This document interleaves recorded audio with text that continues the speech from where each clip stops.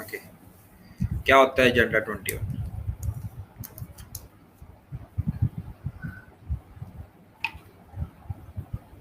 Very good Harun, बाकी भी बोल लो। हाँ, sustainable development non binding agreement, very good. तो एजेंडे के बारे में जब हमने कहा था, एजेंडा 21 के बारे में बोला था, हमने बोला था ये सस्टेनेबल डेवलपमेंट की बात करेगा। ये बात करेगा कि किस तरह से जो डेवलपमेंट है वो होनी चाहिए, लेकिन किस तरह की डेवलपमेंट होनी चाहिए, सस्टेनेबल, यानी कि आगे वाले होने वाले जो पीढ़ियां हैं उनके लिए भी कुछ बचना चाहिए रिसोर्सेज के हिसाब से, ठीक है ना बेटा। बलजीत पर आफ्टर द क्लास आप कॉल कर लेना मेरे को, या फिर आप अपना फोटो खींच के या स्क्रीनशॉट खींच के भेजना, ठीक है। ओके, सो एजेंडा 21 की बात कही थी हमने, और उसके बाद हमने कहा था कॉन्फ्रेंस ऑफ बायोलॉजिकल डाइवर्सिटी, ठीक है ना। Before doing conference of biological diversity, agenda 21 में हमने कहा था सस्टेनेबल डेवलपमेंट की बात आएगी, और सस्टेनेबल डेवलपमेंट को पाने के लिए हमारे पास दो चीजें आएंगी। क्या वो दूसरी थी? पहले हमने बात कही थी मिलेनियम डेवलपमेंट गोल्स, यानी कि 2000 तक हमें जो गोल्स डेवलप करने थे 2005 या 10 तक, तो हमने उनको बोला था मिलेनियम डेवलपमेंट गोल्स। लेकिन अब जो हमारे सामने हमने अडॉप्ट किया है यूनाइटेड नेशन एनवायरनमेंट प्रोग्राम में, कॉन्फ्रेंस ऑफ बायोलॉजिकल एजेंडा 21 के अंडर, उसका नाम है सस्टेनेबल डेवलपमेंट गोल्स। ये इसी का मतलब अगर बोलो कि बड़ा भाई है, ठीक है ना। ये हमें अचीव करने हैं 2030 तक। Very good. कौन कौन से हैं? We will just do a brief visit over there and nothing else. Okay, ये हम जाएंगे, अभी पढ़ेंगे इसके ऊपर इसके बारे में भी, ठीक है। अब हम जो थर्ड बात कर रहे थे वो है कॉन्फ्रेंस ऑफ बायोलॉजिकल डाइवर्सिटी के बारे में। Conference convention on biological diversity के बारे में बात कर रहे थे। अब ये कन्वेंशन ऑफ बायोलॉजिकल जो बायोडाइवर्सिटी है, ये पर्टिकुलरली बायोडाइवर्सिटी के ऊपर बहुत ज़्यादा जो प्रभाव पड़ रहा है क्लाइमेट चेंज का, अनचेक्ड ग्रोथ का, एक्सप्लॉयटेशन का, रिसोर्सेज का, वो बायोडाइवर्सिटी के ऊपर क्या प्रभाव पड़ रहा है। और सिर्फ बायोडाइवर्सिटी, सिर्फ ये नहीं कि एनिमल एंड प्लांट्स, ठीक है ना, एलिमेंट प्लांट्स का एब्सोल्यूट नंबर नहीं बात कर रहे हम, एब्सोल्यूट नंबर की उनकी ग्रोथ कितनी है, उनकी पॉपुलेशन कितनी है, ऑफ कोर्स ये भी मैटर करेगा।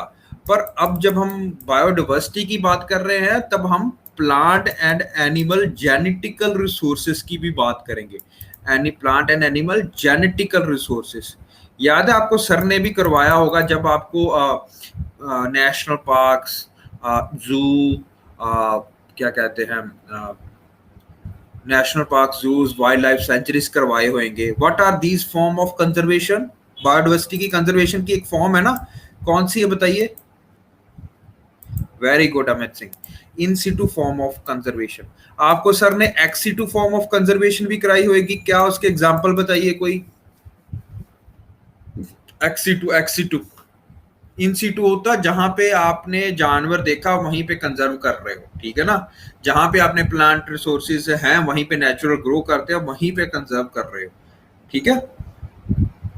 Good. What is example of ex situ conservation?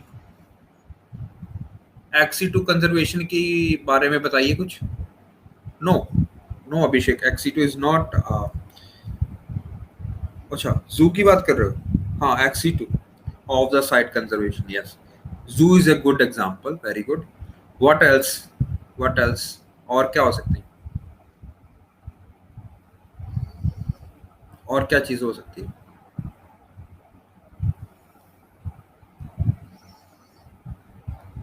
Botanical gardens, बहुत बढ़िया, वेरी गुड। बोटेनिकल गार्डन्स, आपको इन विट्रो फर्टिलाइजेशन के बारे में भी पता होगा, एक्वेरियम के बारे में भी पता होगा। ये हम बात करेंगे। क्रायो बैंक्स के बारे, क्रायोजीन बैंक्स के बारे में पता होगा। We will discuss this thing, ठीक है ना। जीन बैंक के बारे में पता है आपको? जीन बैंक्स की भी होते हैं, ठीक है ना। तो ये सारी चीजें के बारे में हमने पढ़ेंगे कॉन्फ्रेंस ऑफ बायोलॉजिकल डाइवर्सिटी के अंडर, ठीक है ना।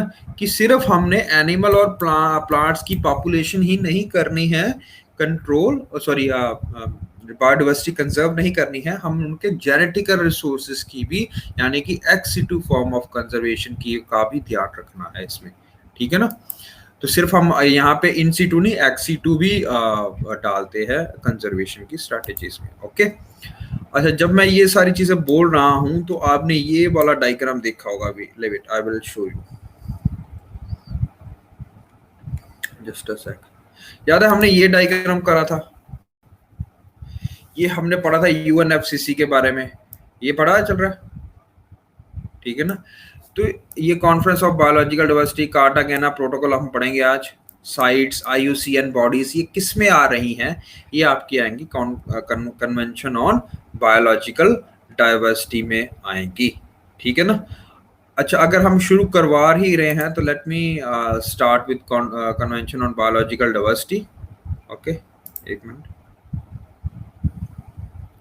या लेट मी एनलार्ज इट। बेटा दिख रहा है सबको? Everyone you seeing this? Okay, तो कन्वेंशन ऑन बायोलॉजिकल डाइवर्सिटी एक सबसे पहले क्या कलेक्टिव रिस्पॉन्सिबिलिटी बनती है बायोलॉजिकल कंजर्वेशन की, किसकी? सारे नेशंस की, ठीक है। और convention on biological diversity is a step towards conserving biological and biodiversity with involvement of the entire world. कहाँ पे साइन हुआ था ये? 1992 में साइन हुआ था, अर्थ समिट में साइन हुआ था। कब आया था इफेक्ट में? 1993 में आया था, ठीक है। और इसके अंडर क्या क्या मेन चीजें हैं? सबसे पहली चीजें हैं कंजर्वेशन ऑफ बायोलॉजिकल डाइवर्सिटी, जिसके नाम पे आपकी कन्वेंशन भी है, sustainable use of its components and fair and equitable sharing. आज हम पढ़ेंगे कि इक्विटेबल और इक्वालिटी में क्या अंतर है, ठीक है ना। तो फेयर और equitable sharing of the benefits arising from the genetic resources. तो जो भी जेनेटिक रिसोर्सेज एक नेशन के पास हैं, तो वो क्या है, उसका फेयर एंड इक्विटेबल शेयरिंग भी उसके होनी चाहिए। ये इसके अंडर आता है broadly under convention of biological diversity. तो ये लीगली बाइंडिंग ट्रीटी है। हम पहले बात की थी कि जो 1992 में दो लीगली ट्रीटीज बाइंडिंग साइन हुई थी, एक तो थी यूएनएफसीसी और एक है लीगली बाइंडिंग जो हमने पढ़ी है वो है सीबीडी। ओके, तो अभी तक मोस्टली सारे मेंबर्स ने, यूनाइटेड नेशंस के मेंबर्स ने इसको साइन कर दिया है, with the only exception of United states, जिसने साइन किया है बट रेटिफाई नहीं किया है। समझ रहे हो ना, ये हमने डिफरेंस पढ़ा था, साइन किया है बट रेटिफाई नहीं किया गया है यूनाइटेड नेशंस के द्वारा। ओके, तो ये सारे कॉन्फ्रेंस और कन्वेंशंस ऑफ बायोलॉजिकल डाइवर्सिटी की जो कन्वेंशंस को जो है वो पार्टीज हैं, ठीक है। अब इसके अंदर हमने पढ़ना है, ये देखो, जैसे हमने यूएनएफसीसी के अंदर पढ़ा था Kyoto protocol, Copenhagen accord, Paris agreement, फिर हमने पढ़ा था किगाली अमेंडमेंट, ठीक है ना। ये सारा कुछ पढ़ा था ना हमने यूएनएफसीसी के अंदर। बायोलॉजिकल डाइवर्सिटी के अंदर हमने पढ़ना है, और ये सस्टेनेबल अंडर क्या, हाँ चलो, no issues, no issue, screenshot रहने दो आप, ठीक है ना। मैं आपको सीधा डॉक्यूमेंट ही दूंगा, ठीक है ना। ओके, सो जितना भी हमने आज तक इकोलॉजी एंड एनवायरनमेंट पढ़ा है वो सारा एक कंबाइंड नोट्स है। आई थिंक 600 पेजेस के नोट्स हैं। पेजेस ही मैंने फॉन्ट साइज बड़ा किया ताकि आप पढ़ने में इजी रखो, ठीक है ना। वैसे ये सारे 300-400 पेजेस के ही नोट्स हैं, ठीक है। फॉन्ट साइज मैंने बड़ा किया ताकि और थोड़ा सा, क्योंकि मैं खुद ही कर रहा हूँ इसको एडिट, तो थोड़ा सा हिल जाता है वो सारा फॉर्मेट सा। तो कहीं देखोगे आपकी एक फोटो, एक पेज में सिर्फ एक ही फोटो आ रही है, ठीक है ना। तो I am not well versed with Microsoft Word, तो थोड़ा सा इस तरह से हिल जाता है। अदरवाइज इतने ज्यादा पेजेस नहीं आप पढ़ोगे, क्योंकि सारा कुछ हमने पढ़ा होगा यहीं से, तो आपको इशू नहीं होगा, ठीक है। तो बायोलॉजिकल या बायो सेफ्टी प्रोटोकॉल इसमें आता है। हम पढ़ेंगे प्रोटोकॉल, कार्टागेना, नगोया, एजी टारगेट्स, ये क्या चीजें हैं ये हम पढ़ेंगे आज, बहुत जरूरी है इनको बारे में पढ़ना और इनके बारे में समझना। कन्वेंशन ऑफ बायोलॉजिकल डाइवर्सिटी में सेम टू सेम जैसे हमने यहाँ पे क्योटो प्रोटोकॉल के बारे में पढ़ा था, हम यहाँ पे कार्टागेना पढ़ रहे हैं, यहाँ हमने पेरिस पढ़ा था, हमने नगोया पढ़ रहे हैं, और उसके बाद टारगेट्स होते हैं बखरे, वो हम नगोया के अंडर ही आते हैं, नगोया प्रोटोकॉल के अंडर आते हैं, वो हम पढ़ेंगे आज। इसी तरह अगर हम थर्ड इसके बारे में बात करें तो आपको पता होगा रियो 20 भी अभी 2012 में होके हटा है, ठीक है ना। वो किस में आती थी, जिसको हमने world conference on sustainable development के बारे में बात की थी, जोहानिसबर्ग के बारे में 2002 में हुई थी, जो याद है रियो 10, और जो रियो 20 हुई थी वो भी हमने बात कही थी बाद में, ठीक है ना। World conference on sustainable development Rio में हुई थी, उसको हम रियो 20 का नाम भी देते हैं। ये सारी आती है सस्टेनेबल डेवलपमेंट में। इसमें हम पढ़ेंगे मिलेनियम डेवलपमेंट गोल्स और सस्टेनेबल डेवलपमेंट गोल्स, ठीक है ना।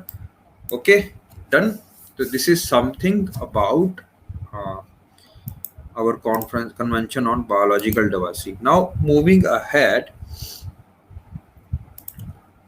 what is we should know about Cartagena protocol. सबसे पहले कार्टागेना प्रोटोकॉल साइन होता है, ठीक है जी। ये किसका ऊपर होता है, ये बायो सेफ्टी के ऊपर होता है। बायो सेफ्टी पे हम पढ़ेंगे क्या आती है आज, ठीक है। क्योंकि अब देखो हो क्या रहा है, बायोडाइवर्सिटी बहुत तरह की होती है ना। तो बायोडाइवर्सिटी जैसे जैसे बढ़ेगी, आपको पता था कि हमने डोमेस्टिकेट किए बहुत सारे स्पीसीज को, है ना, और बीट को भी क्या कहते हैं हमने डोमेस्टिकेट किया है ना। तो उसके बाद हम बायोटेक्नोलॉजी के बहुत सारे टेक्निक्स लेके आए हैं, हाई यील्डिंग वैरायटीज लेके आए हैं, ठीक है ना। तो ये सारी चीजें लेके आए हैं, तो उसके कारणवश 3-4 चीजें एथिक्स की बात आती है। सबसे पहले बात आती है कि डेवलपमेंट एंड ट्रांसफर किस तरह से होनी चाहिए, ठीक है। बेनिफिट शेयरिंग किस तरह से होनी चाहिए, बायो सेफ्टी किस तरह से होनी चाहिए, क्या इश्यूज हो सकते हैं, इनके बारे में जब सबसे पहले बात कही गई तो कॉन्फ्रेंस ऑफ बायोडाइवर्सिटी की जो COP थी, कॉन्फ्रेंस ऑफ पार्टीज थी 2000 आई थिंक 2000 में आई थी, 2000 में, ठीक है ना। तो 2000 में आई थी, तो उसमें ये बताया गया था, उसमें लिखा गया था कि क्या क्या ये सारे इश्यूज होते हैं और क्या क्या इसको एड्रेस करने के लिए हमारे पास होना चाहिए। Bio safety protocol seeks to protect biological diversity from potential risks by living modified organism resulting from modern biotechnology. Okay good. तो क्या क्या रिस्क हो सकते हैं बताइए मॉडर्न बायोटेक्नोलॉजी के, क्या कहते हैं, टू प्रोटेक्ट मॉडर्न जो बायोलॉजिकल डाइवर्सिटी है उसको क्या रिस्क हो सकते हैं आपके हिसाब से। यहाँ पे लिखा हो ना, लिविंग मॉडिफाइड ऑर्गेनिज्म बोल लो या आप जेनेटिकली मॉडिफाइड ऑर्गेनिज्म बोल लो, हमारे लिए ये दोनों एक ही चीजें, ठीक है ना। हमने इतनी ज्यादा गहराई में नहीं जाना, हमारे लिए एक ही चीजें हैं, चाहे लिविंग मॉडिफाइड ऑर्गेनिज्म बोल लो या आप जेनेटिकली मॉडिफाइड ऑर्गेनिज्म बोल लो, ठीक है। क्या आपके मन में इश्यूज आते हैं, आपको क्या लगता है कि how they pose a bigger threat to biological diversity, बताइए। दिमाग में आ रहा कोई threat?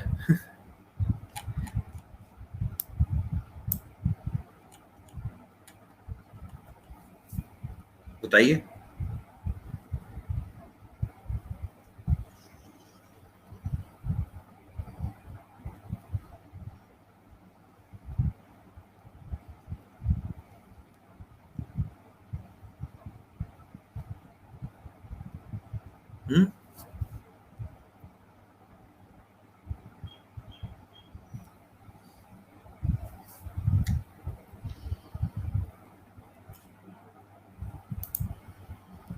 Interbreeding no, facts on species, genetical problem, या आप सबने GM कॉर्न का नाम सुना होगा, जेनेटिकली मॉडिफाइड कॉर्न, मेज जिसको बोलते हैं, है ना, इंडिया में मेज बोलते हैं इसको, छल्लियां, या ठीक है ना। तो इंडिया में तो अभी GM कॉर्न नहीं आया, लेकिन अगर आप बाहर जाते हो ना, इन कंट्रीज लाइक USA, इन कंट्रीज लाइक कनाडा, वहाँ पे जो कैटल फीड है, एक तरह की कैटल को खिलाया जाता है कॉर्न, ठीक है ना। तो अब वो जो कॉर्न है वो जेनेटिकली मॉडिफाइड है, ठीक है। अब जेनेटिकली मॉडिफाइड होगा, आपको पता है कोई भी अगर चीज जेनेटिकली मॉडिफाइड है तो अगर उसको कैटल खा रही है तो उसकी उसमें बायोक्यूमुलेशन होएगी ना, ठीक है ना, और बायोमैग्निफिकेशन भी होएगी। अब उसके जेनेटिकल कोड में भी जेनेटिकली कॉर्न जो मॉडिफाइड कॉर्न है उसका कोड भी वहां पे चला जाएगा, ठीक है ना। जेनेटिकली में चेंज आ सकती है। उसके बाद जब आप उस कैटल का दूध पियोगे या उनका मांस खाओगे तो क्या उसमें भी तो आ सकता है ना, समझ रहे हो। उस पे रिसर्च कर रही है ये जो बायोसेफ्टी का मतलब यही है, ह्यूमंस की एनिमल्स की सेफ्टी के बारे में हमने यहाँ पे सोचना है, ठीक है। प्लांट्स की सेफ्टी, एनिमल्स की सेफ्टी और ह्यूमंस की सेफ्टी पैरामाउंट यहाँ पे रखनी पड़ेगी आपको। तो ये जो मैंने आपको बोल रहा हूँ जेनेटिकली मॉडिफाइड कॉर्न और कैटल फीड है जो हम यूज करते हैं, उसी तरह से एक और चीज भी है, let me show you. Grains, genetically modified grains, trees हो गए, फिश होगी, ये सारी चीजें होगी। तो ये नॉट डिजीजेस बेटा Amarjeet Kaur, not diseases. Let me show you something, okay. ये देखो, Cartagena protocol chiefly governs the following number, ठीक है ना। Living modified that are intentionally introduce into the environment stress trees, seeds और फिश। जैसे कोई सीड हमने इंट्रोड्यूस किया है, कोई ट्रीज इंट्रोड्यूस किए हैं, याद कर आपको पता होगा पाइन ट्रीज इंट्रोड्यूस किए गए थे ब्रिटिशर्स के द्वारा। तब तक तो कोई हमारे पास प्रोटोकॉल नहीं था, बट हमारे यहाँ पे देवदार के ट्रीज होते थे, पाइन के ट्रीज नहीं होते थे। पाइन के ट्रीज बहुत ज्यादा क्या कहते होते हैं ना, ज्वलनशील होते हैं। इसीलिए जो आपको उत्तराखंड, और ये आप पॉइंट मेंशन भी कर सकते हो, उत्तराखंड में आपने देखा होगा, या सिमलीपाल उड़ीसा में अभी रिसेंटली बहुत ज्यादा फॉरेस्ट फायर होके हटी है ना, यू नो दैट। और क्योंकि देवदार इतना ज्यादा सूखा नहीं होता है और इसके कारणवश वो ज्यादा प्रोन नहीं होते थे फॉरेस्ट फायर के लिए, ठीक है ना। बट जो हमने उसको क्लियर करके वहां पे पाइन उगाने शुरू किए, तो पाइन जो होती है वो बहुत सूखी लकड़ी होती है, उसमें बस आपको तीली से आग लगाने की जरूरत है, वो जल जाएगा पूरे का पूरा, ठीक है ना। इसी कारणवश उत्तराखंड में अगर आप देखते हो, हिमाचल के रीचेस में, कुछ रीचेस में देखते हो, कसौली एरियाज में देखते हो, वहां पे ये इंसिडेंट्स बहुत ज्यादा होते हैं, लाइक फॉरेस्ट फायर हो गया और ये क्या चीजें हो गया है ना। सिमलीपाल में भी अभी आपने देखा बहुत ज्यादा फॉरेस्ट फायर रही है। तो नेचुरल बायोडाइवर्सिटी वहां पे निकाल के वहां पे हमने एक नई वैरायटी इंट्रोड्यूस की। उस वैरायटी का बायोडाइवर्सिटी पे क्या असर हुआ ये देखना हमें, किस में देखना पड़ेगा हमें, ये कार्टागेना प्रोटोकॉल में, ठीक है, नेटिव स्पीसीज में, ठीक है। अगर कोई आप फिश इंट्रोड्यूस कर सकते हो, याद है हमने एक वाटर लिली के बारे में भी बात कही थी, वाटर हायासिंथ जो एक इन्वेसिव एलियन स्पीसीज थी, हायासिंथ। इसको एक एक्सोटिक स्पीसीज की तरह से लेके आया गया था कि वाटर को ये ब्यूटीफाई करती है, इसलिए लेके आते हैं। बट जैसे इसको लाया गया, ये इतनी ज्यादा एग्रेसिवली ग्रो करती थी कि इसका इम्पैक्ट बाकी सारी डाइवर्सिटी को डिस्प्लेस कर देता था, खत्म कर देता था। तो ये अगर आप इंट्रोड्यूस करते हो तो इसका क्या इम्पैक्ट होगा। लिविंग मॉडिफाइड भी होना चाहिए, ठीक है ना। मॉडिफाइड मतलब जेनेटिकली मॉडिफाइड चीजें, ठीक है ना। तो अगर आप कोई चीज इंट्रोड्यूस कर रहे हो बाहर से और लेके आ रहे हो, अच्छा जी हम ग्रेन लेके आ रहे हैं, हम ग्रेन के सीड्स लेके आ रहे हैं कनाडा से या यूएसए से, हमें पता लगा कि वो 1 एकड़ में बहुत ज्यादा पैदावार करते हैं, लेकिन आपको ये भी ध्यान देना पड़ेगा कि वो लोकल बायोडाइवर्सिटी के ऊपर कितना प्रभाव डालेगा, ठीक है ना। डन। तो ये सारी चीजें किसके अंडर आएंगी, हमारी कार्टागेना प्रोटोकॉल के अंडर, ठीक है, okay. Genetically modified farm commodities like green or corn seed used for animal feed, food or for processing industry, they are covered under this protocol, ठीक है। Now it does not cover, ये बहुत जरूरी है, ये line, ये वाला paragraph बहुत इंपॉर्टेंट है। इट क्या कवर करता है और क्या कवर नहीं करता है, क्या कवर नहीं करता है। It does not cover pharmaceuticals for human addressed by other international agreements and organizations and produce derived from living modified organisms such as cooking oil or GM corn from GM corn। अच्छा, आपको पता है soybean oil भी आता है, आपने सबने use भी किया होगा, वेजिटेबल ऑयल, सोयाबीन ऑयल, है ना। तो वो भी एक जेनेटिकली मॉडिफाइड क्रॉप से सपोज आ रहा है। तो वो आ रहा है, तो वो क्रॉप जो तेल बन रहा है, जो आप जो आप क्रॉप ग्रो करोगे उसके कारण जो तेल बना रहे हो, तो वो कवर्ड नहीं होगा इसमें कार्टागेना। कार्टागेना में सिर्फ, अब ये बहुत इंपॉर्टेंट चीज है, कार्टागेना में सिर्फ हम उसका इम्पैक्ट देखेंगे। कहाँ पे देखेंगे इम्पैक्ट? देखेंगे कि बाकी जो नेटिव स्पीसीज है, बाकी जो बायोडाइवर्सिटी है, उस पे क्या इम्पैक्ट पड़ रहा है, ठीक है, उनकी हेल्थ पे क्या इम्पैक्ट पड़ रहा है, ह्यूमंस पे क्या इम्पैक्ट पड़ रहा है। लेकिन अब उसका, अब सोयाबीन खाने से या कॉर्न खाने से क्या चेंजेस आ रहे हैं हम वो देखेंगे। हम ये चीज नहीं देखेंगे कि कॉर्न से आपने तेल बनाया, तेल के बाद आपने उसके ऊपर फ्राई करके कुछ और चीज बना दी, उसका इम्पैक्ट भी देख रहे हो आप, नहीं। तो ये चीजें आपको याद रखनी है, क्या चीजें नहीं इंक्लूड करोगे। अच्छा, आपने कोई ऐसा रखो तो मेडिसिनल प्लांट उगाया जेनेटिकली मॉडिफाई करके, जो आपको एक बहुत अच्छी दवाई दे रहा है, एंटीबायोटिक दे रहा है सपोज, है ना।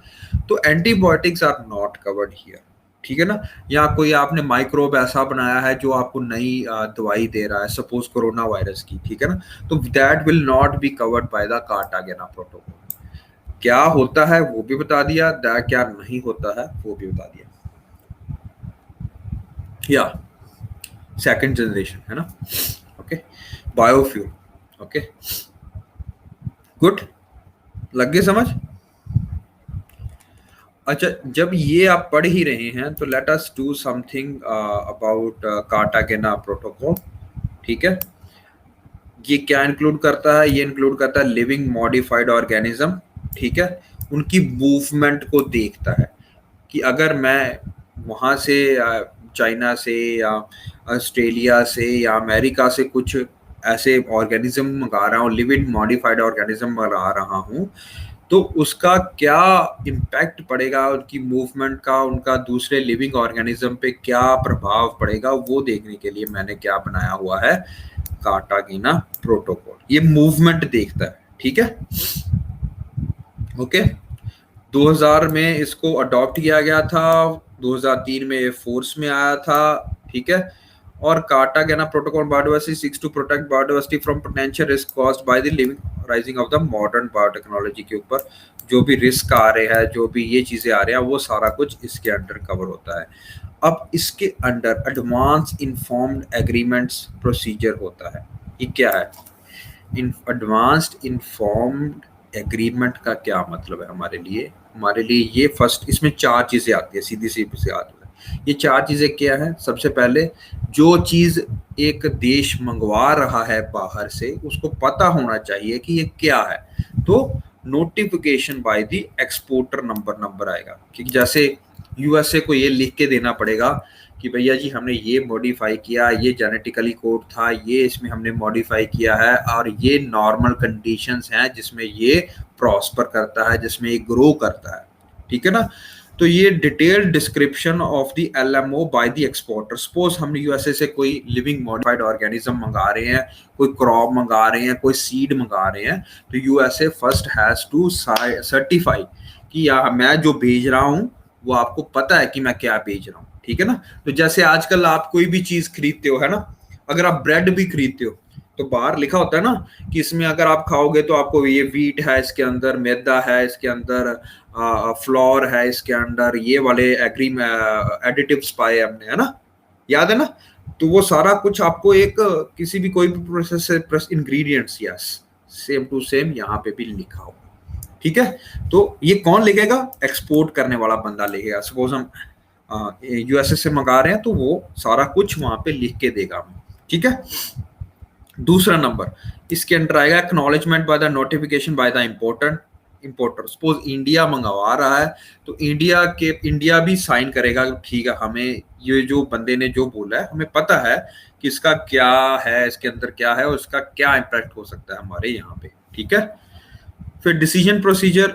अच्छा, अब ये बॉडीज के पास जाएगा। सपोज इंडिया में कोई बॉडी है, जैसे एग्रीकल्चर के लिए Indian council of agriculture sciences, ठीक है ना, वो वाली बॉडी के आई कार के पास जाएगा, है ना, तो वो फिर रिव्यू करेंगे ये डिसीजन सारा कुछ, ठीक है ना। तो एक इंपोर्टर एक्सपोर्टर, ये सारे एग्रीमेंट्स किसके अंडर आते हैं? एडवांस इन्फॉर्म एग्रीमेंट्स के अंडर आते हैं। ये कहाँ पे आते हैं? कार्टागेना प्रोटोकॉल के अंडर आते हैं।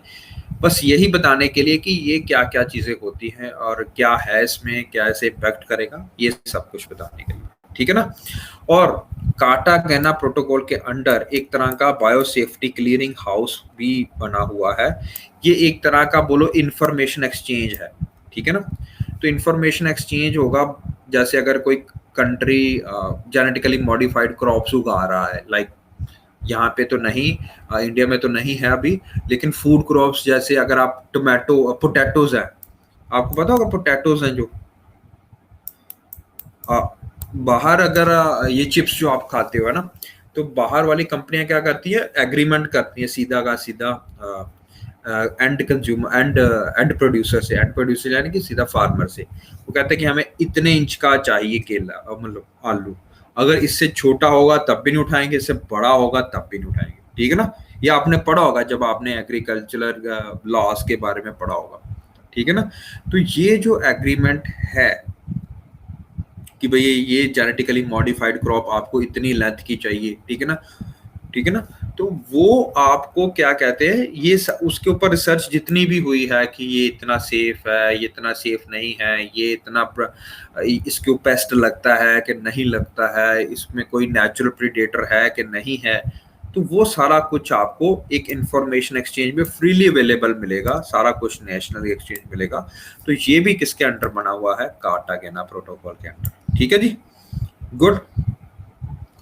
बेसिकली दो चीजें याद रखनी है आपको कार्टागेना प्रोटोकॉल के अंदर, ये लिविंग मॉडिफाइड ऑर्गेनिज्म या जेनेटिकली मॉडिफाइड ऑर्गेनिज्म की मूवमेंट को नोट करता है, ठीक है। उसके लिए इसने एक एडवांस एक इन्फॉर्म्ड एग्रीमेंट मतलब प्रोसीजर एस्टेब्लिश किया है, जिसके अंडर पहले जो एक्सपोर्ट कर रहा है वो बताएगा कि मैं क्या भेज रहा हूँ, इंपोर्टर जो इंपोर्ट कर रहा है उस चीज़ को वो बोलेगा कि मैंने इसके साइन करता हूँ, मेरे को पता है कि इसका क्या एक्नॉलेजमेंट है, ठीक है जी। फिर वो अपनी जो वहाँ पे इंडिया की, अगर इंडिया की बात कर रहे हैं तो वो एग्रीकल्चरल बॉडीज के पास, ऑटोनोमस बॉडीज के पास लेके जाएगा उस चीज़ को, वो उसको और बारीकी से देखेंगे, एंड में वो रिव्यू करके डिसीजन अपनी जगह पे इम्प्लीमेंट कर लेंगे। ये कहाँ पे आपको सारा कुछ याद होना चाहिए, आपको पता होना चाहिए। हमने बीटी ब्रिंजल के बारे में पढ़ा होगा, दैट वाज बीटी ब्रिंजल के बारे में, ठीक है ना। बीटी ब्रिंजल के बारे में पढ़ा होगा, एक आपने पढ़ा होगा बीटी कॉटन के बारे में, ठीक है ना। कौन सी अभी हमारे पास है कॉटन? बीटी कॉटन है। वी डोंट, हमने ये उगाने की कोशिश की है और इस पे बहुत रिसर्च चल रहा है अभी भी। जेनेटिकल अप्राइजल कमेटी, ठीक है ना, जीएससीसी, ठीक है। जेनेटिकल अप्राइजल कमेटी के पास ये अभी भी पड़ा हुआ है बीटी ब्रिंजल वाला, उन्होंने बड़ी रिसर्च की है दिल्ली यूनिवर्सिटी ने इसके ऊपर। वो कहते सेफ है, but somehow Indian farmers are averse to this कि नहीं यार ये जेनेटिकली मॉडिफाइड है, ये आपका डीएनए चेंज कर देगा, ये आपकी सेहत के लिए अच्छा नहीं होगा, ये सारा आप लगाना नहीं पाना। तो अभी के लिए उन्होंने सिर्फ बीटी कॉटन को ही अप्रूवल दी है कि भाई इसको उगाओ, ये नॉन फूड क्रॉप है, क्योंकि इसमें आपने खाना थोड़ा कॉटन को, ठीक है ना। तो आपको कपड़े पहनने हैं तो चलो जी ये कर लो, ठीक है ना, डन। तो ये लिविंग मॉडिफाइड ऑर्गेनिज्म है बीटी कॉटन, ठीक है ना, क्योंकि इसमें जो सीड्स हैं जेनेटिकली इसको कुछ करके चेंज किया गया है ताकि अब वो पेस्ट रेजिस्टेंट हो गए हैं, तो नॉर्मल पेस्ट इनके ऊपर नहीं लगते हैं। तो ये सारी चीजें आती है आपकी कार्टागेना प्रोटोकॉल के अंदर। पर ये क्या कवर नहीं करता है ये मैंने आपको बता दिया। कोई भी अगर आप उसकी थर्ड प्रोडक्ट है, मतलब आप कुकिंग ऑयल बना रहे हो उससे, जीएम कॉर्न से, वो नहीं इंक्लूड करेगा। सोयाबीन का बना रहे हो वो नहीं इंक्लूड करेगा। अगर आप जीएम कॉर्न से कोई कुकिंग ऑयल बना रहे हो वो नहीं इंक्लूड करेगा। फार्मास्यूटिकल बना रहे हो वो नहीं इंक्लूड करेगा, ठीक है, डन, गुड। अब सेकंड प्रोटोकॉल आता है हमारे पास जिसका नाम है नगोया, नगोया प्रोटोकॉल, ठीक है। ये सेकंड है प्रोटोकॉल, ये 2010 में साइन हुआ था, ठीक है ना। फर्स्ट कब हुआ था? 2000 में साइन हुआ था, ये 2010 में साइन हुआ होएगा, ठीक है ना। इसका पूरा नाम क्या है? Access to genetical resources and fair and equitable sharing of benefits arising from their utilisation. बड़े ध्यान से सुना, पहले बोलते हैं कि असेस टू जेनेटिकल रिसोर्सेज, कि मतलब सबके पास, सभी कंट्रीज के पास एक चीज होनी चाहिए, वो है जेनेटिकल रिसोर्सेज के लिए असेस होनी चाहिए, ठीक है ना। तो अगर इंडिया कोई ऐसे करके प्रजाति उगा रहा है, या मैक्सिको कोई ऐसे करके प्रजाति उगा रहा वीट की जो काफी बढ़िया है, तो सबका हक है, सिर्फ मैक्सिको का नहीं हक है, सबका हक है उस जेनेटिकल रिसोर्सेज की असेस के ऊपर, ठीक है ना। दूसरा है कि fair and equitable sharing of benefits arising from their utilisation. अब ये देखो इक्विटी और इक्वालिटी पे क्या अंतर होता है, ये देखो दिख रहा है।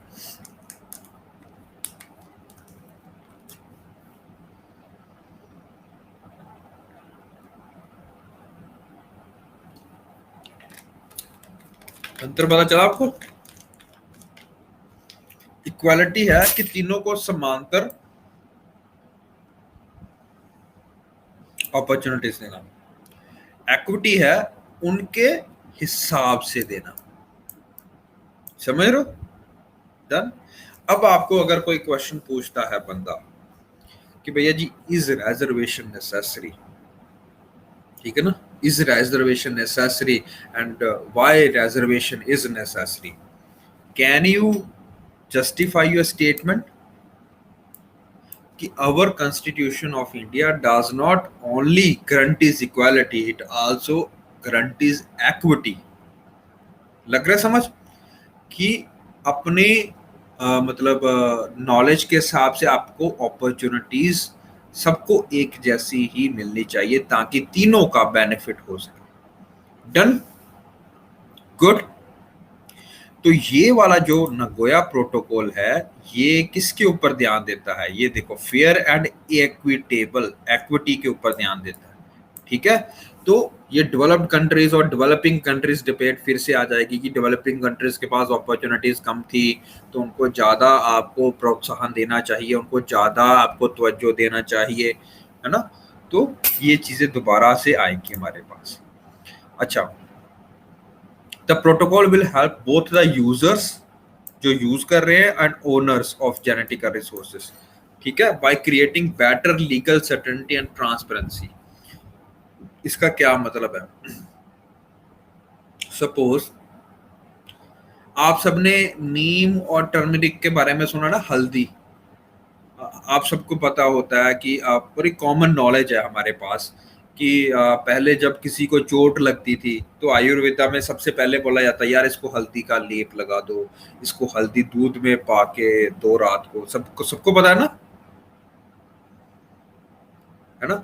उसी तरह नीम का भी पता है कि नीम को अगर आप डाल देते हो तो उससे नेचुरल एंटी फंगल प्रॉपर्टीज होती है, उसकी फंगस नहीं होता उसके बाद, है ना, ठीक है ना। ओके, तो ये जो प्रॉपर्टीज थी, अब इंडिया में क्योंकि ये नेचुरली ग्रो करते थे और नेचुरली इनके पास इंडिया के अपना जो सिस्टम था जिसको आप यूनानी वेदा और आयुर्वेदा के नाम से भी जाते हो, है ना, ये सारा कुछ इसमें लिखा हुआ है ना, बहुत टाइम से पहले लिखा हुआ है। बट क्योंकि there is no awareness about in India, ठीक है ना, तो बाहर वाले कंट्रीज ने क्या किया, वो क्या करते हैं, वो क्या करते कहते हैं जी हम टर्मरिक को उठा लेते हैं, टर्मरिक को उठाते हैं और वहां पे एक फेस क्रीम बना देते हैं जो कि आपको ग्लो करेगी, जैसे फेयर एंड लवली सपोज, है ना, जो सपोज ये बाहर की कोई कंपनी बना रही है, ठीक है ना। अब वो यूज क्या कर रही है, खुद सोचो, इंडिया का जेनेटिकल रिसोर्स, ठीक है ना, इंडिया से यहाँ पे इंपोर्ट हो रहा है, टर्मरिक इंपोर्ट होता है, नीम इंपोर्ट होता है, उनका यूज करके कोई थर्ड पार्टी सारा का सारा बेनिफिट ले रही है, ठीक है ना, और वो अपना एक प्रोडक्ट बनाती है। सपोज मैं क्रीम बनाता हूँ, मैं बोलता हूँ कि ये क्रीम लगाने से आप जल्दी आपको त्वचा को ज्यादा अच्छे से ग्रो करेगी या आपको साफ करेगी, या मतलब आपको पता ही है ना, सब कुछ बनाता हूँ और मैं इसके ऊपर पेटेंट डाल देता हूँ। पेटेंट मतलब समझ रहे हो, पेटेंट क्या होता है? बोलता हूँ कि ये वाला फॉर्मूला मैंने बनाया है और तीसरी पार्टी का कोई हक नहीं होगा। अगर आपको ये क्रीम चाहिए या ये वाला आपको प्रोडक्ट चाहिए तो आप मेरे से पहले पेटेंट खरीदो। समझ ना मेरी बात? गुड, समझ रहे हो? Hello, okay. और ये पेटेंट खरीदना पड़ेगा और आपको मेरे को प्रोड्यूस देनी पड़ेगी, आपको मेरे को पैसे देने पड़ेंगे, ठीक है ना। अगर ये नगोया प्रोटोकॉल ना होता तो ये नॉर्मल सिस्टम चलता, क्योंकि नगोया प्रोटोकॉल है हमारे पास, तो वो क्या बोलता है, fair and equitable share of resources, तो और असेस टू जेनेटिकल रिसोर्सेज। आपने अगर नीम खरीदा है, इंडिया से इंपोर्ट कर रहे हो, तो उनको थोड़ा सा रिकॉग्निशन तो दो, उनको बताओ कि भैया ये वहां से लिया गया हमारे पास से, ठीक है ना। पेटेंट आप खुद बना के कोई क्रीम बना के थोड़ा सा डाल डोल के क्रीम बना लेते हो, और आप अपना मतलब ये पेटेंट डाल देते हो कि ये हमने बनाई है जी क्रीम, ठीक है ना। तो ये गलत है, और ये बायोपायरेसी में आता है। बायोपायरेसी एक नया टर्म है। बायो सेफ्टी अभी पढ़ा, वो कार्टागेना के लिए था, बायोपायरेसी आ जाता है, ठीक है। तो ये बहुत सारे कंट्रीज ने किया है हमारे साथ ये, क्योंकि अगर आपको पेटेंट लिखना है या पेटेंट बनाना है तो उसको आपको सोर्स देना पड़ता है कि भैया आपने कहाँ पढ़ा था ये, ठीक है ना। तो ये कंट्रीज क्या करते हैं, ये यूनानी वेदा था, जहाँ जो आयुर्वेदा है, ये बहुत पुराने लैंग्वेजेस में लिखा गया है, उर्दू, यूनानी, ग्रीक्स में लिखा गया है, आयुर्वेदा जो है वो आपका लिखा गया है संस्कृत में, तो इनकी ट्रांसलेशंस नहीं है। तो इसके कारण क्या हो रहा है कि वो बेनिफिट इनको नहीं मिल रहा है, इंडिया को बेनिफिट नहीं मिल रहा, और बायो पायरेसी हो रही है। डन, लगा समझ, ठीक है। और आप सबको पता होता है कि बहुत सारा क्या कहते हैं इसके ऊपर रिसर्च चल रही है अभी कि भैया कि क्या होना चाहिए, ठीक है ना। बहुत सारा कुछ ऐसा भी है ट्रेडिशनल नॉलेज के ऊपर भी बेस्ड है जो, ठीक है ना, समझ लग गया आपको।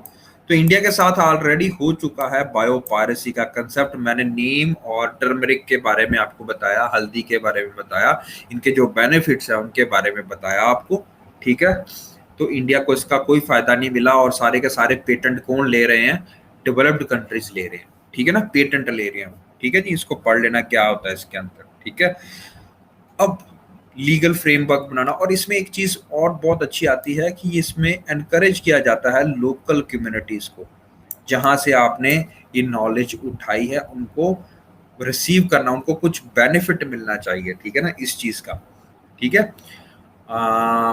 आप सबको पता होगा एक मेथड है, जैसे लद्दाख में अभी नया नया मेथड आया है, वो सोनम वांगचुक चांग, वो जो है नहीं सोनम वांगचुक, उसने अभी क्या बनाया है, दो तीन ऐसे कंसेप्ट आए हैं बड़े अच्छे अच्छे, कि वो लद्दाख में, क्योंकि ड्राइएस्ट डेजर्ट बोला जाता है इंडिया का, है ना, बहुत ज्यादा कोल्ड डेजर्ट है वहां पे, कोल्ड बहुत ज्यादा होता है।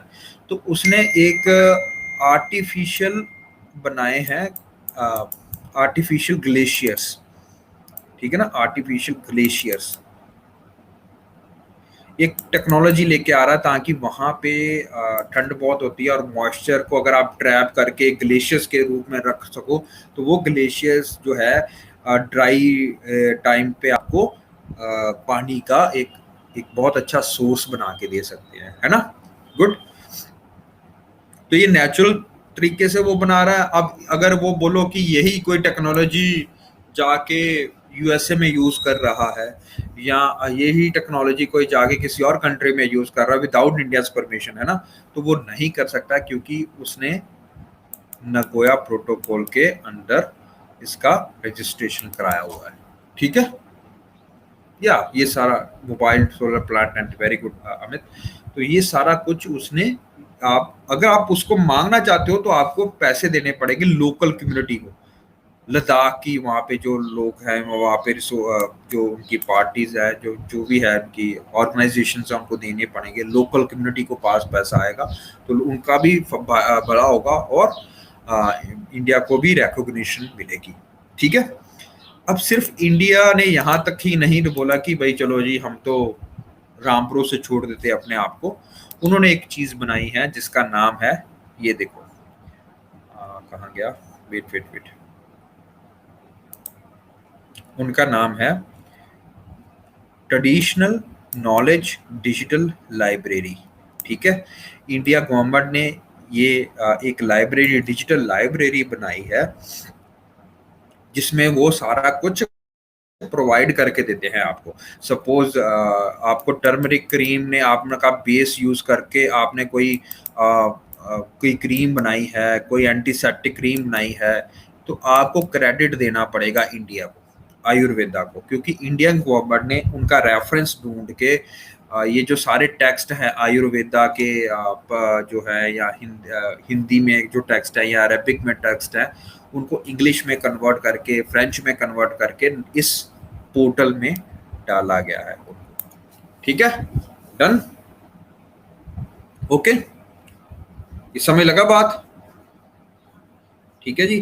तो इंडिया ये चाह रहा है कि जो इंडिया का ट्रेडिशनल नॉलेज सिस्टम है, आपने globally important agricultural heritage system के बारे में भी पढ़ा होगा, याद है? वो कुत्तनाड कुत्तुनाड ना ही पड़े खराब खराब से, कुत्तनाड एग्रीकल्चरल हेरिटेज सिस्टम जो केरला में है, याद होगा आपको, पढ़ाया था एक बार मैंने कहीं पे, धुंधला से याद आ रहा होगा। तो वो भी एक तरह का ट्रेडिशनल नॉलेज सिस्टम है जो कि गवर्नमेंट ऑफ इंडिया ने एक डाटाबेस बना के प्रिजर्व किया गया है। ठीक है, okay, good. Now coming back to this what comes under Nagoya protocol, तो ये आप पढ़ लेना, कुछ इतना पढ़ने की बात नहीं है कि लीगल सर्टेनिटी होती है, ट्रांसपेरेंसी होती है, क्लैरिटी होती है। इसका क्या मतलब है कि बाकायदा वहां पे एक लॉ बनाया जाता है, यानी कि जैसे कि हमारे पास कॉन्फ्रेंस ऑफ बायोलॉजिकल डाइवर्सिटी को बढ़ावा देने के लिए इंडिया ने एक लॉ बनाया है जिसको बोलते हैं बायोडाइवर्सिटी एक्ट 2002, बायोडाइवर्सिटी एक्ट 2002। तो एक लीगल प्रोटेक्शन दी गई है जेनेटिक रिसोर्सेज के लिए।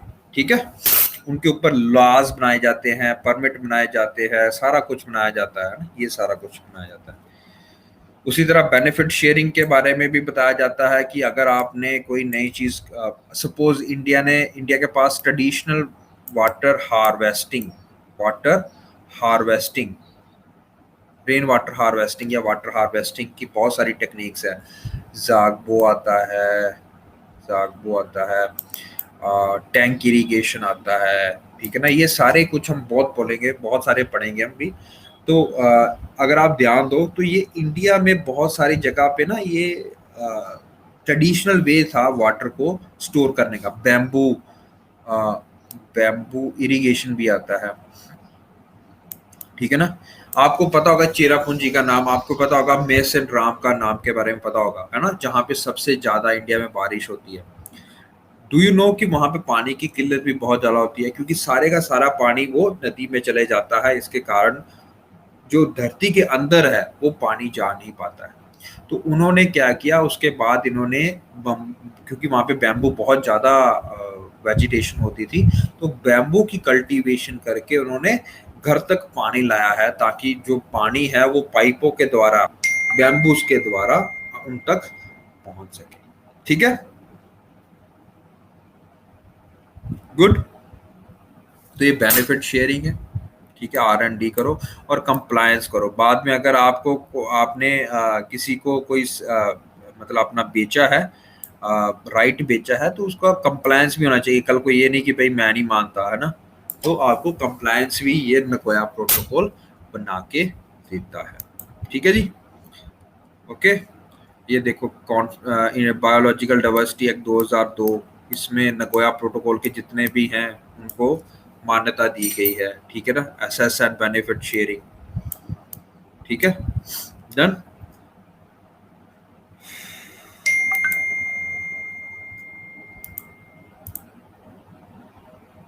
चलिए अब आते हैं कि is Nagoya protocol legally binding? Yes, it is a legally binding agreement. Is India signatory to Nagoya Protocol? India is signatory to both Cartagena and Nagoya Protocol.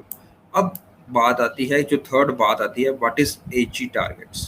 ठीक है ना, तो HE टारगेट्स जो हुआ था ये नगोया प्रोटोकॉल ही हुआ था ना जब 2010 में, उसी के अंडर हमने बोला गया कि भैया कि सबको पता लगा कि 2000 में हमने जो बोला था उतना हमने अचीव नहीं किया बायोडाइवर्सिटी को प्रिवेंट करने में, बायोडाइवर्सिटी को मतलब सॉरी बचाने में, जितना भी हमने एग्रीमेंट्स किए थे उतना हमने अचीव नहीं किया है।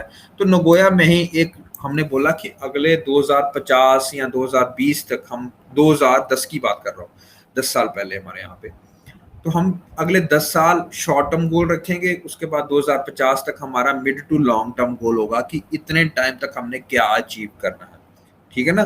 तो ऐसे करके इन्होंने स्ट्रेटेजिक गोल्स बनाए, A B C D and E, 5 goals बनाए। ये 5 गोल्स आपको अचीव करने हैं, ठीक है। अगले 10 साल में हमने जितने अचीव करने हैं वो टारगेट दिए गए, अगले 2050 तक हमने कितने अचीव करने हैं वो टारगेट्स दिए गए, कैसे कैसे हम कंजर्वेशन करेंगे एक बायोडाइवर्सिटी की। ओके, और आप सबको पता होगा Indian state of forest report, याद आ रही है समझ? उसमें हमने बताया था कि हमारा जो फॉरेस्ट ग्रोथ है इंडिया में इंक्रीज हो रही है ना।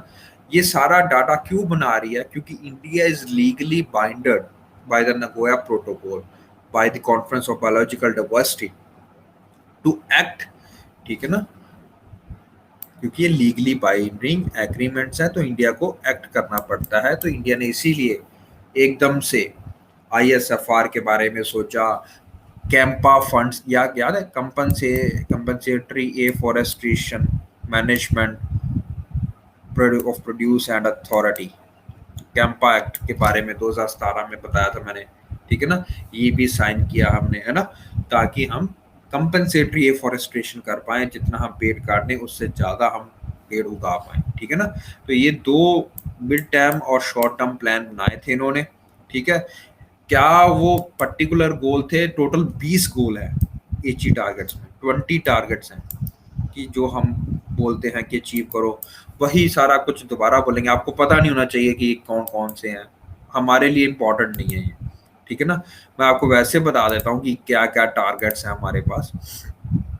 वो हैं, सबसे पहले जैसे हो गया पीपल को अवेयर करना, है ना, अवेयरनेस फैलाना बायोडाइवर्सिटी के बारे में कि क्यों इनका कंजर्वेशन ज़्यादा इम्पोर्टेंट है। फिर ये भी बताना कि डेवलपमेंट तो होनी चाहिए बट पॉवर्टी रिडक्शन भी साथ में इंक्लूडेड होना चाहिए उसमें, ठीक है। फिर आपको सस्टेनेबल प्रोडक्शन एंड कंजम्पशन, वही बात बार बार रिपीट हो रही है, रिड्यूस करो जी rate of natural habitat loss को, रिड्यूस करो, फॉरेस्टेशन करो, 50% से ज़्यादा मतलब आपका फॉरेस्टेशन होना चाहिए, रिड्यूस ओवर फिशिंग करनी चाहिए, एग्रीकल्चर एक्वाकल्चर को बढ़ावा देना चाहिए, रिड्यूस पोल्यूशन होना चाहिए, एक्सेसिव यूज ऑफ फर्टिलाइजर को कम होना चाहिए। ये सारे स्ट्रेटेजिक गोल थे, ऐसे करके टोटल 20 गोल थे, याद नहीं होने चाहिए आपको। बट एची टारगेट्स का मतलब यही था कि ये बोला क्या कि ये हमारे को मिड टर्म में और लॉन्ग टर्म में क्या प्लानिंग करनी है, ठीक है। तो ये सारा कुछ वहां पे लिखा गया।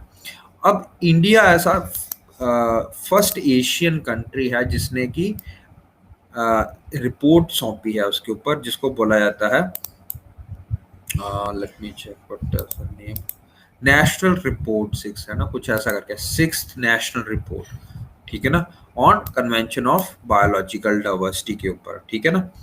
जो 2018-19 की बात है, उसमें इन्होंने क्या बोला है कि नेशनल बायोडाइवर्सिटी टारगेट्स के बारे में उल्लेख किया है, ठीक है। इन्होंने कहा कि इंडिया कहता है कि 20 तो चलो ये मान के चल रहे हैं हम, ये होने ही चाहिए, हम अपनी तरफ से 12 टारगेट्स लेके चल रहे हैं, ये तो है ही हैं, पर इसके साथ में इंडिया ने जो 12 टारगेट्स बोले हैं वो हमें भी नहीं पता होना चाहिए कौन कौन से, बट ये याद कर लो कि होता क्या है।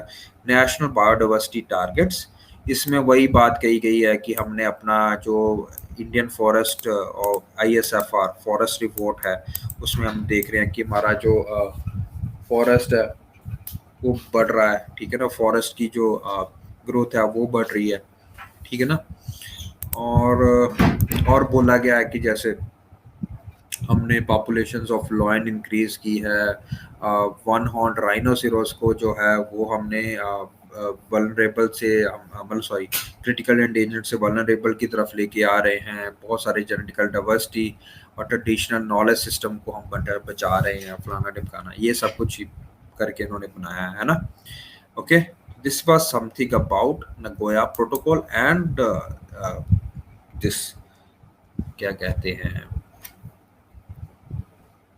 Cartagena protocol. Okay, now one thing I like to discuss more that is very important for our perspective. एक चीज ध्यान दो, एक है कॉन्फ्रेंस ऑफ बायोलॉजिकल डाइवर्सिटी, ठीक है, और दूसरी तरफ है WTO। ओके, WTO क्या है? वर्ल्ड ट्रेड ऑर्गेनाइजेशन 1995 में इसका जेनेसिस हुआ था। इससे पहले जनरल एग्रीमेंट और ट्रेड एंड टैरिफ्स के नाम से, गैट के नाम से जाना जाता था। ठीक है, मैं क्यों इसके साथ में आपको बता रहा हूँ, क्योंकि थोड़ा सा रिलेटेड है इसके साथ में, मैं जैसे आपको बात करूंगा अभी। ठीक है, तो कैसे रिलेटेड है वो मैं अभी आपको बता रहा हूँ। देखो, अगर मैं लेके आना चाह रहा हूँ, जैसे आपको एक कॉमन एग्जांपल बताता हूँ, पहले एग्जांपल बताता हूँ फिर इसके बारे में बताता हूँ। आपको पता है पिछले साल की बात ही, आई थिंक पिछले साल की बात है, जब महाराष्ट्र में बहुत ज़्यादा अकाल पड़ गया था और जो प्याज था, है ना, प्याज की कीमतें एकदम से बहुत ज़्यादा बढ़ गई थी, है ना, क्योंकि हमारा डोमेस्टिक प्रोडक्शन बहुत कम हो गया था। तो इंडियन गवर्नमेंट ने फिर इजिप्ट से और वहाँ से मेडिटेरेनियन कंट्रीज से फिर प्याज मंगवाया था, ताकि वो सस्ते दामों में हमें मिल पाए, है ना, पता। गुड।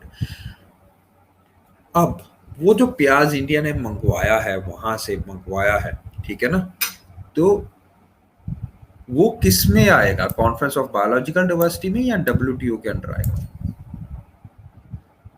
क्योंकि है तो वो, सपोज मैं प्याज वहां से मंगा रहा हूँ, वहां पे मॉडिफाइड है वो, है ना, लिविंग मॉडिफाइड ऑर्गेनिज्म है, वो कहाँ पे आएगा, कॉन्फ्रेंस ऑफ बायोलॉजिकल डाइवर्सिटी में या डब्ल्यूटीओ में?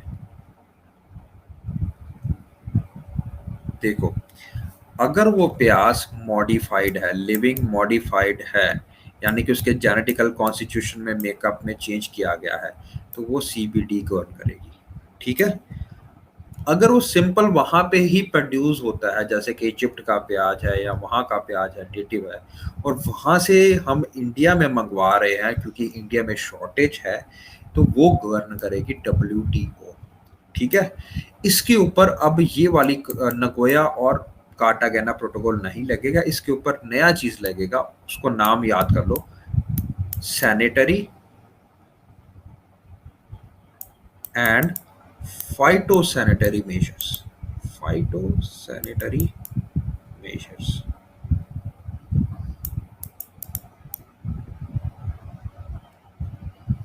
ठीक है, अब ये चीजें क्या है भैया, देखो, डब्ल्यूटीओ क्या कहता है कि सभी देशों के पास फ्री मार्केट इकोनॉमी होनी चाहिए, मतलब फ्री ट्रेड होना चाहिए। ठीक है, किसी भी देश के पास, हम कुछ बताते हैं कि अगर बोलें कि इंडिया के पास अपना क्राइटेरिया है, वो अगर याद आपको ये सारा कुछ पता होगा, मोस्ट फेवर्ड नेशन का स्टेटस होता है, प्रेफरेंशियल ट्रेड एग्रीमेंट्स होते हैं, याद होगा, ये थोड़ा थोड़ा नाम सुना होगा आपने, है ना। ये क्या चीजें हैं, ये किसी ट्रेड को बढ़ावा या किसी पर्टिकुलर देश के लिए उनका ट्रेड ना लेना अपनी तरफ से, है ना, तो एक तरह से आप इनडायरेक्ट प्रेशर बनाते हो उसके ऊपर। सपोज आजकल चाइना की माल हर जगह पे जाता है, तो आपको पता होगा पीछे अभी चाइना और यूएसए में बड़े विवाद चल रहा था, उसके उन्होंने पहले रिस्ट्रिक्शंस लाई यूएसए ने चाइना के ऊपर, तो चाइना ने काउंटर रिस्ट्रिक्शंस लगाई यूएसए के ऊपर कि हम आपको ये नहीं भेजेंगे। ठीक है, तो दोनों के लिए नुकसान हो रहा था, है ना। उसी तरह से एक तरह का इनडायरेक्ट हम बोलते हैं, इनडायरेक्ट हम बोलते हैं इसको, क्या बोलते हैं, सब्सिडीज बोलते हैं इनडायरेक्ट, है ना, इनडायरेक्ट सब्सिडीज है। जैसे कि अगर इंडियन एक, मतलब ये भी आपके पास इंडियन गवर्नमेंट के पास या किसी भी गवर्नमेंट के पास ये भी मेजर होता है कि अगर आपको कोई चीज़ खाने वाला या पीने वाली चीज़ आपको नहीं पसंद है तीसरी कंट्री से, तो आप फाइटो सैनिटरी मेजर्स भी डाल सकते हो उसमें। ठीक है, सपोज, अब ये क्यों इम्पोर्टेंट है, याद है आपको सबको, जब सपोज इंडिया में या इंडिया वहां से अंडे मंगवा रहा है चाइना से, सपोज, है ना, और चाइना में बर्ड फ्लू फैल गया। ठीक है, तो इंडिया क्या बोलेगा कि चाहे मेरे को सस्ते अंडे बेच रहे हो, बट मेरे को, क्योंकि आपके वहां पे क्या है, एक नई बीमारी चल रही है, बर्ड फ्लू का नया स्ट्रेन आ गया है, उसके कारण वो ह्यूमन से भी जूनोटिक ट्रांसमिशन हो सकती है।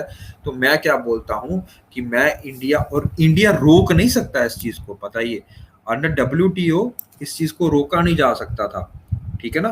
तो इंडिया ने फिर डब्ल्यूटी ने एक मेजर बनाया जिसका नाम था phyto sanitary and sanitary measures, ठीक है ना, कि भैया जी हम एक मिनिमम स्टैंडर्ड बना रहे हैं। अगर आपका प्रोडक्ट जो भी आप हमें बेच रहे हो, चाहे तेल बेच रहे हो, वेजिटेबल ऑयल बेच रहे हो, चाहे आप अंडे बेच रहे हो, चाहे आप एग्रीकल्चर प्रोड्यूस बेच रहे हो, चाहे आप प्याज बेच रहे हो, तो एक मिनिमम स्टैंडर्ड होना चाहिए। तो इंडिया ने भी मिनिमम स्टैंडर्ड बनाया हुआ है अपना, हर कंट्री ने अपना मिनिमम स्टैंडर्ड बनाया हुआ है कि अगर आप इतना स्टैंडर्ड को प्रेस्क्राइब करते हो only then we will buy your produce, otherwise नहीं। समझ रहे हो मेरी बात? ठीक है, गुड, लग रहा समझ? तो डब्ल्यूटीओ के अंदर आता है phyto sanitary and sanitary measures. उसी तरह उसी प्रकार इंडिया अगर बीफ इंपोर्ट कर रहा है ऑस्ट्रेलिया से या चाइना से या कहीं से भी, वैसे तो बीफ का is a very taboo word today, but India is very important producer of beef also. तो उसी तरह अगर इंडिया कहीं पे एक्सपोर्ट कर रहा है या इंडिया कहीं पे कोई चीज़ इंपोर्ट कर रहा है, तो वो उस हिसाब से अपने बता सकता है रिक्वायरमेंट्स की ये चीज़ें होती हैं जी, ये चीज़ें होनी चाहिए। अगर ये चीज़ें नहीं होंगी या उसमें डिजीज़ आएगी या कोई पेस्ट आता है साथ में, तो आपको हम पेस्ट नहीं लेंगे आपके साथ। अगर सपोज आपने पूरी मंगाई है 100 कनक की, ठीक है ना, उसके साथ 10 चूहे भी भेज रहे हो, ठीक है ना, वो पेस्ट है ना, तो वो इंडिया की बायोडाइवर्सिटी के ऊपर इम्पैक्ट करेगा, है ना। तो आपको पहले फ्यूमिगेशन करनी पड़ेगी। फ्यूमिगेशन क्या होती है ये आपको पता होना चाहिए, ठीक है। तो पेस्ट के लिए पेस्ट कंट्रोल होना चाहिए, वहां पे दवाइयाँ छिड़को, पहले अच्छे से साफ सफाई करो, है ना। तो ये चीजें सारी कहाँ पे आएंगी? डब्ल्यूटीओ के अंडर आएंगी। किस में अंडर आएंगी? Phyto sanitary and sanitary measures के अंडर आएंगी, ठीक है। अच्छा, अब आपको पता होना चाहिए व्हाट इज जीआई टैग। बताइए किसके अंडर आता है जीआई टैग?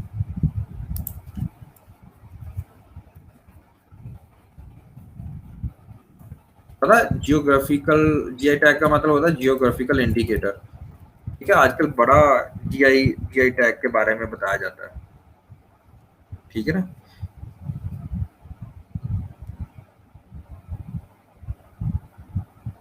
क्या होता है जियोग्राफिकल इंडिकेशन?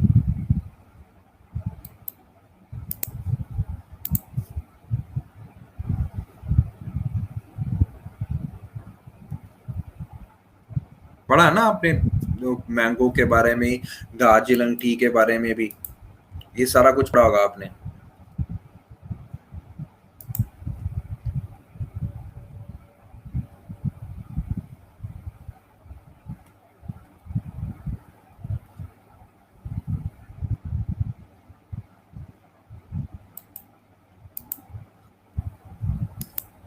ये भी अगेन एक इंटरनेशनल वे है कि वहाँ की जो पर्टिकुलर चीज़ बन रही है तो वहाँ को रजिस्टर कराया जाए वहाँ का। जैसे अगर आप दार्जिलिंग टी की बात कर रहे हो, तो टी तो हर जगह पे, चाइना में भी उगाई जाती है टी, साउथ इंडिया में भी उगाई जाती है। तो ये अगर आप दार्जिलिंग टी होएगी, इसका मतलब है कि वो वहीं से ही बनी होएगी, ठीक है ना।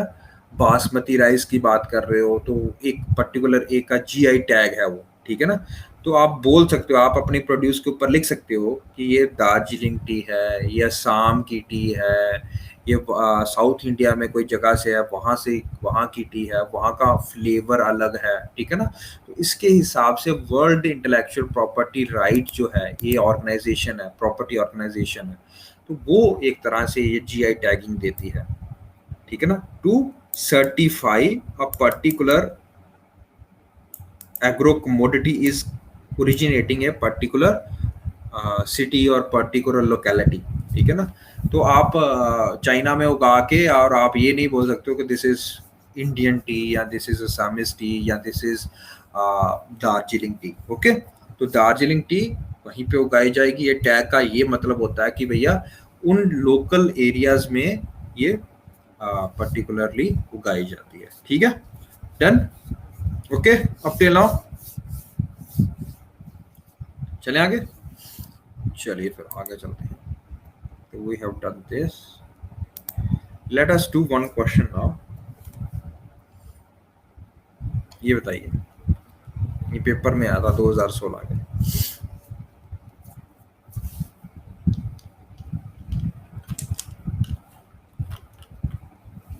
जल्दी जल्दी आंसर बताइए मेरे को।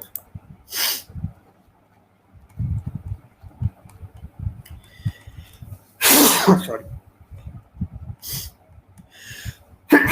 सॉरी।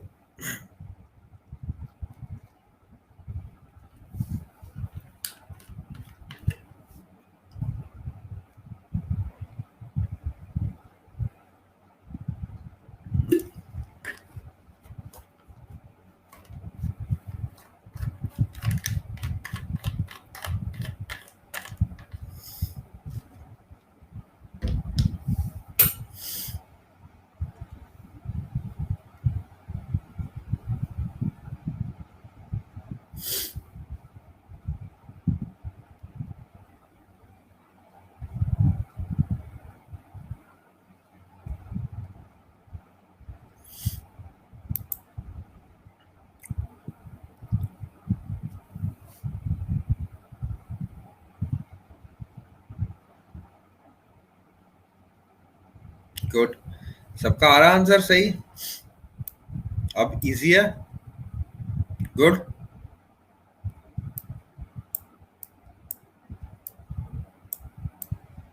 ठीक है, यहाँ पे अगर बायो सेफ्टी लिखा होता तो what would have been the answer? Bio safety वाला लिखा होता तो बताइए।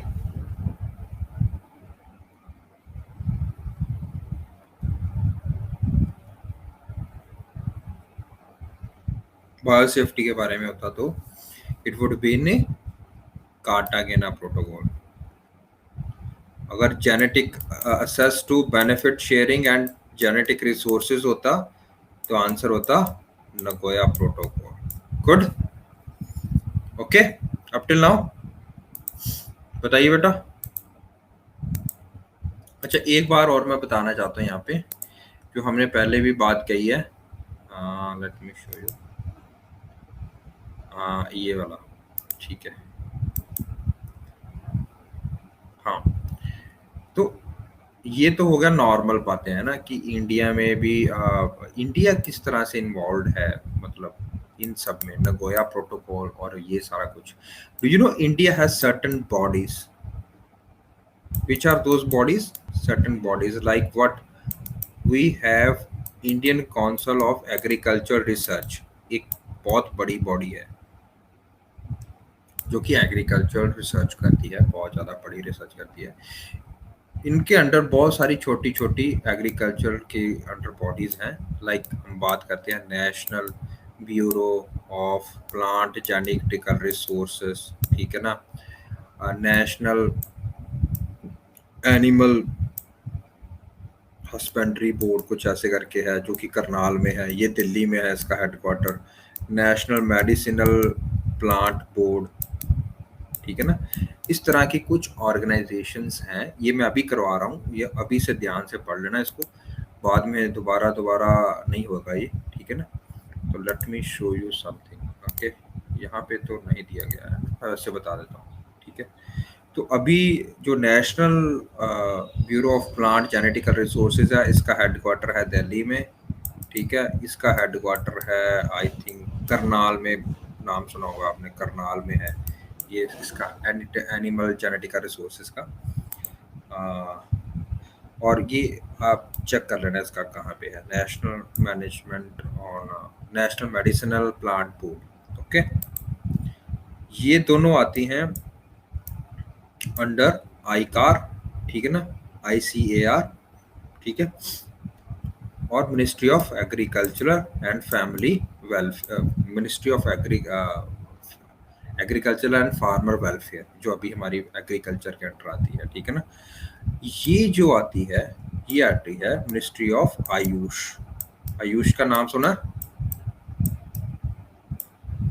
मिनिस्ट्री ऑफ आयुष नाम सुना बच्चों? ठीक है ना, तो ये उसके अंडर आती है। Okay, good. तो ये थोड़ा सा आपको पता होना चाहिए, ये क्यों मैं बता रहा हूँ उसके बारे में बता रहा हूँ अभी, एक मिनट।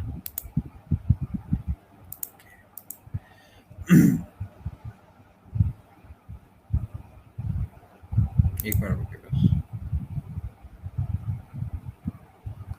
ओके, ये जो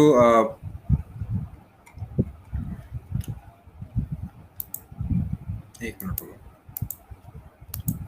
याद है हमने बोला था कि इन सीटू या एक्स सीटू मेजर्स होते हैं कंजर्वेशन के, ex situ measures of conservation, ठीक है ना, ताकि प्लांट का जेनेटिकल रिसोर्स हम बना के रख सकें, ठीक है ना।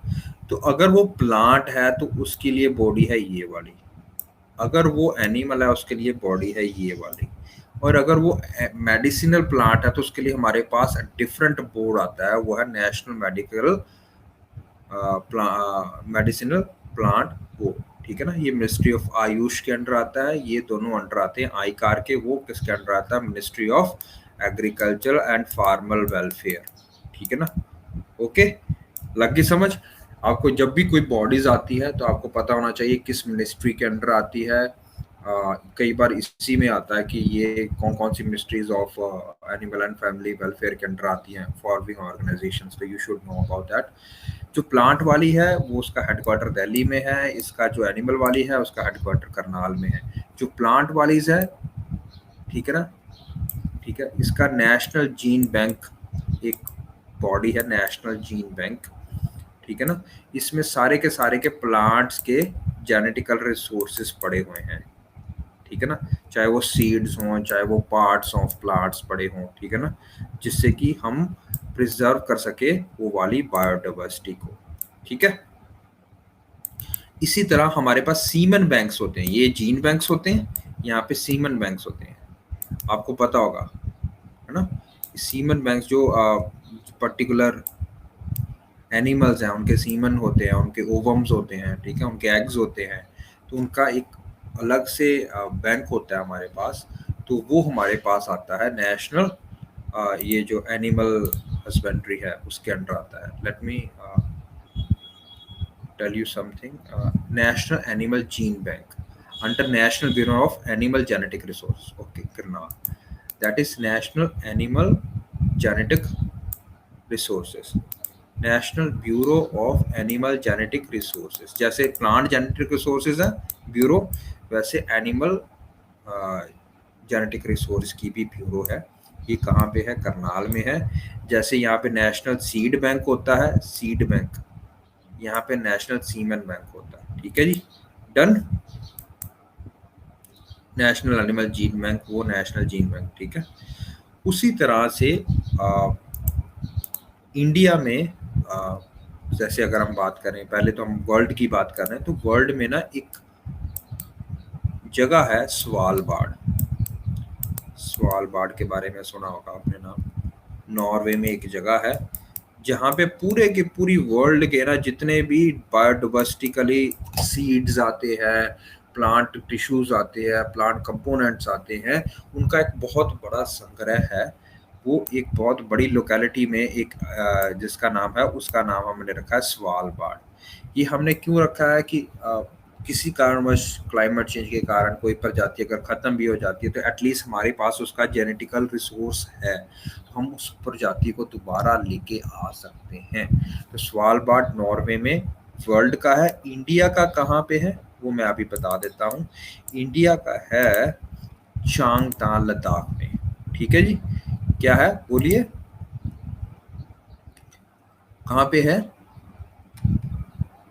चंग ला लद्दाख, CHANG चंग LA ला लद्दाख एरिया में इंडिया का अपना सीड वॉल्ट है। वहाँ पे क्या कहते हैं कि ये सारे का सारा सीड्स वहाँ पे स्टोर किए जाते हैं, ठीक है जी, done, okay, up till now clear, ठीक है।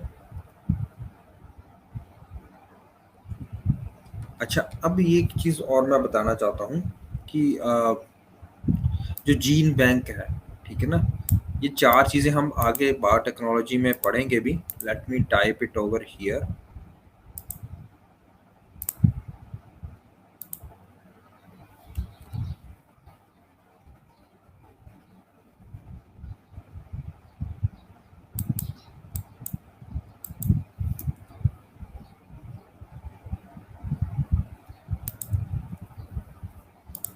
ये देखो,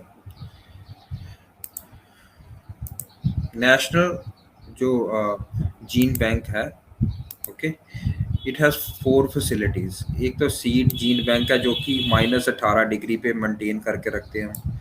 क्रायोजीन बैंक है जिसको इस टेम्परेचर पे मेंटेन करके रखते हैं, जिसमें सारी की सारी जीन्स पड़ी होती हैं।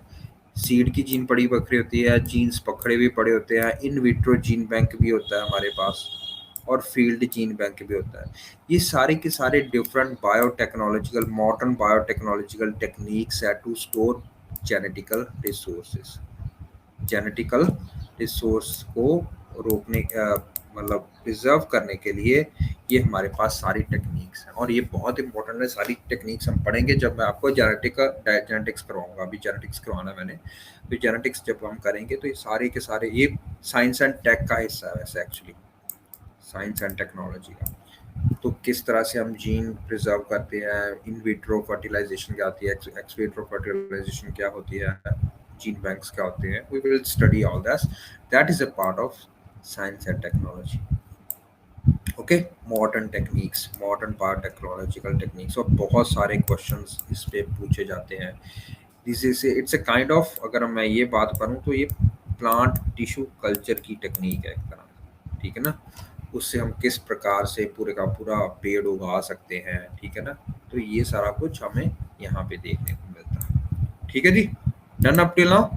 तो this almost covers your whole of, ठीक है, different types of bodies, different types of conventions under CBD. Okay, done up till now? Any problem? ठीक है जी, डन है। So in the next class we will deal with क्या कहते हैं, in the next class is tomorrow ना, तो tomorrow we will be doing one more thing. एक तो आपका पेपर भी डिस्कस करना है, ठीक है। तो सारे के सारे बच्चे आज पेपर डिस्कस कर लो, आज पेपर कर लो, कल हम उसको भी डिस्कस करेंगे किस तरह से आपको अप्रोच करना चाहिए था पेपर को। We will discuss that as well. Plus आज रात 11 बजे तक मैंने बताया आपको, तो you have to submit your paper before that time. Okay, Rachna और other girl Baljeet, you can call me after the class, ठीक है। We will discuss what happened, या कहाँ पे इशू आ रहा है आपको, या आप व्हाट्सएप पे मेरे को अभी भेज दो, ठीक है, स्क्रीनशॉट खींच के। I will see to it. Okay, एक तो पेपर देना है, और कल we will also discuss about one more thing. हाँ, India's commitment to climate change, India's commitment to climate change. तो हम पढ़ेंगे national action plan on climate change, India ने क्या क्या कंट्रीब्यूशन की है, क्यों बहुत सारे, जैसे नेशनल सोलर मिशन है आता है हमारे पास, उसके बाद इंटरनेशनल सोलर अलायंस आता है, ये कहाँ से आए हैं, क्या क्या इनके गोल्स हैं हमारे पास, ठीक है ना। तो वो सारा हम पढ़ेंगे इंडियन क्लाइमेट चेंज के पर्सपेक्टिव से, ये हम पढ़ेंगे कल। और उसके बाद we will be starting with new concepts. Okay, जैसे हमारा जो रह गए हैं थोड़े से कंसेप्ट्स वो रह गए हैं, इसके सॉरी नॉट न्यू कंसेप्ट्स हमें अभी नहीं करना, sorry. We will be dealing with legislations, ठीक है ना। इंडिया में कौन कौन से लेजिस्लेशंस आए हैं, कौन कौन सी वो रहेंगे। बाकी बॉडीज हमने कर लिया, ग्लोबल इंस्टीट्यूशंस के बारे में हमें पता है। आई नो कि भाई इसमें फूड एंड एग्रीकल्चर ऑर्गेनाइजेशन भी आता है, बहुत सारी चीज़ें आती हैं, but that is a part of international relations, ठीक है ना। ये सारी ऑर्गेनाइजेशंस जो यूनाइटेड नेशन ऑर्गेनाइजेशन बॉडीज होती है वो वहाँ पे आते हैं, वहाँ पे पढ़ते हैं। इंडिया में जो लेजिस्लेशन होगा वो मैं करवाऊंगा, बाकी सरकार का सर काम करवाएंगे इंडियन इंटरनेशनल रिलेशंस में, ठीक है ना। तो इंडिया में जो एनवायरनमेंट के साथ रिलेटेड बॉडीज हैं वो मैं काम करवा रहा हूँ, वो मैं करवाऊंगा, ठीक है। ओके गाइस, तो see you tomorrow, okay, same time, okay, and we will discuss the paper also. Okay, तो सारे बच्चे पेपर दे लें, जो बच्चे रहते हैं they have to give the paper. Okay, pass marks आपको बता दिए मैंने। Okay guys, see you tomorrow, bye bye.